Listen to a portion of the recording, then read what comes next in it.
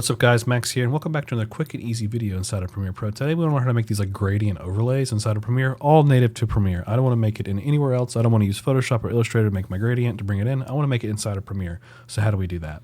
It's super simple. Let's go to New right here. Let's do Color Matte. It doesn't matter what color this is because we're going to use an effect inside of Premiere Pro. Let's just call it Color Matte. Let's drag it onto our timeline like so.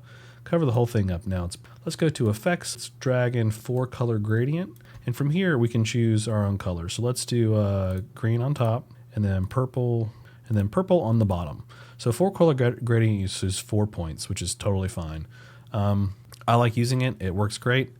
Pretty simple. So from here, we can actually go into our opacity and blend mode, and we can use darken, which does that. You can try out other blend modes to do your own little look. But for this tutorial, we're using darken. From here, we can see the footage. It plays back totally fine. And then there's this nice little zoom we created earlier in another tutorial.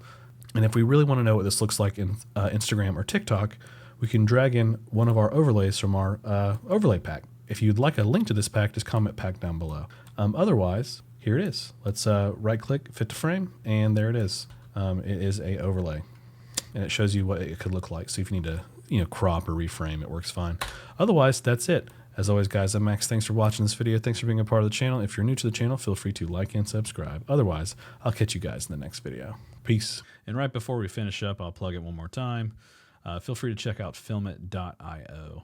It is a resource for creatives made by creatives, aka me and a small team of developers.